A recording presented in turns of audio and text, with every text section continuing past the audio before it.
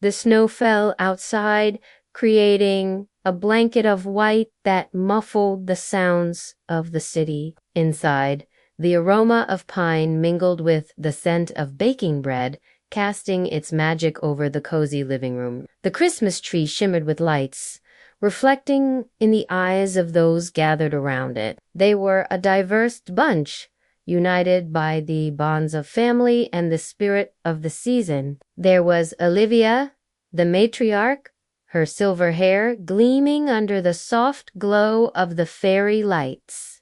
Her face, a map of time etched with wisdom and kindness, held a twinkle that mirrored the ornaments on the tree. Her husband, George, a man whose salt and pepper beard seemed to amplify his booming laugh, was deep in conversation with his youngest son, David.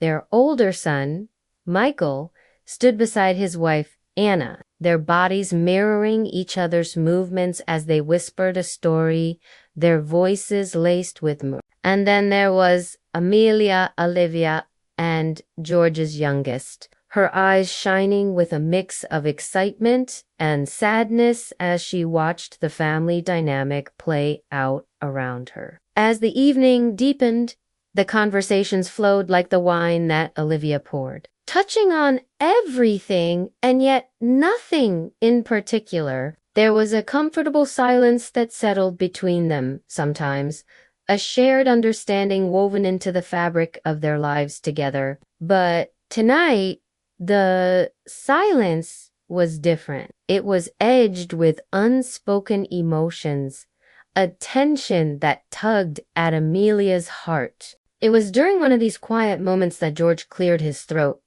his voice echoing the gravity of the words he was about to speak. "I think it's time." His gaze swept over the faces of his family, each etched with curiosity, concern, or, in Michael's case, mild annoyance. Olivia reached out, her touch a silent reassurance to Amelia, who sat closest to her. "What is it, George?" Anna asked, her voice echoing the question in all their minds. George hesitated, then plunged forward. "Why aren't you two married?" he asked, his eyes boring into Amelia. The question hung in the air, pulling the smile off on his face and tightening the set of Amelia's jaw. "Dad," Amelia began, her voice quiet but firm. Olivia placed a reassuring hand on her daughter's, her touch grounding in the face of her husband's intensity. "Don't you think you're being a bit insensitive?" Olivia interjected, her voice surprisingly sharp. "It's not our place to question her choices." George snorted. "I was just curious. It's not a choice."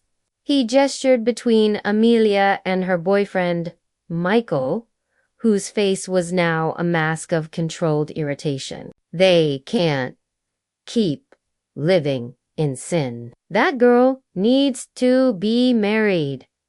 Amelia choked back a bitter laugh. Marriage was not the problem.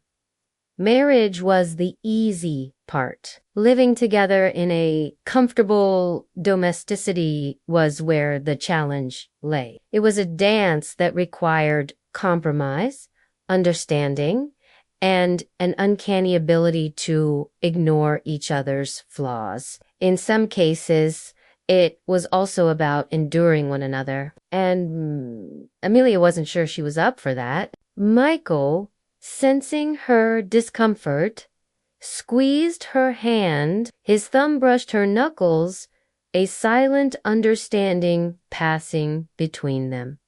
They had talked about this countless times. They knew George's line of questioning would lead to this point, but somehow it still stung. Why couldn't they talk about anything else? Why couldn't they talk about the fact that Michael was launching a new business venture, or that Amelia had received a promotion at work, or even about the latest political scandal? No, they had to talk about marriage. As if reading her mind, Olivia squeezed Amelia's hand. She looked at her husband, her eyes sharp with disappointment. "We're leaving," she said, standing up abruptly. George opened his mouth to protest, but she cut him off. We'll come back later for the cake, but we're not staying for this discussion. With that, she gathered her shawl and walked toward the door. George looked from his sons to his daughters-in-law, his face a picture of confusion and defeat. He knew he'd pushed too far, but he couldn't help it. He cared about his children, and he believed marriage was the cornerstone of a happy life. Olivia had always agreed, but now it seemed she was changing. What had caused this shift? He wondered, reaching for his wife's hand, but she pulled away. Let us be, she said quietly, disappearing into the frosty night. Outside, the air was filled with the scent of pine and the distant sound of carols. Amelia took a deep breath, feeling the tension draining from her shoulders. Being back home had brought a rush of emotions, a mixture of joy and frustration, comfort and obligation. But the warmth of her mother's touch grounded her, reminding her that she wasn't alone in this. She knew the pressure of expectations, the struggle to balance tradition with personal freedom, and it seemed her mother was going through the same. As they walked in silence for a while, Olivia finally spoke, her voice softer now, more reflective. I know this isn't easy for you, Leah. Seeing everyone here, feeling the weight of their expectations. I'm sorry. Amelia stopped walking and turned to her mother, her eyes glistening. Mom, it's okay. I understand. You just want what's best for me. But I am happy. I'm in love. Isn't that enough? Olivia's heart melted at her daughter's words. Of course it was enough.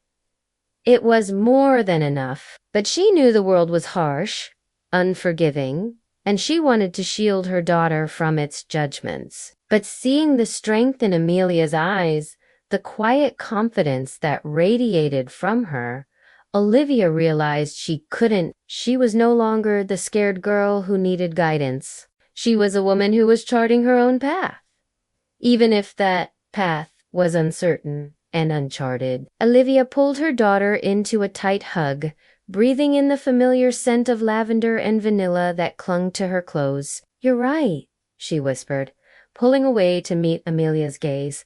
You are enough. And that is enough. As they walked back to the car, side by side, the image of the two women silhouetted against the glow of the house filled George with regret. He had never understood Olivia's fierce protectiveness over Amelia, but now he did. He saw it not as smothering, but as loving. He had failed to see that his daughter was more than his sister-in-law's wedding bells. She was a person with dreams, desires, and a love that deserved to be celebrated, not questioned. He went back inside to find Michael and David.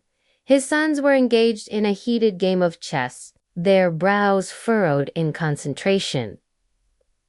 George cleared his throat, drawing their attention. I'm sorry, he said quietly, his voice raspy with emotion.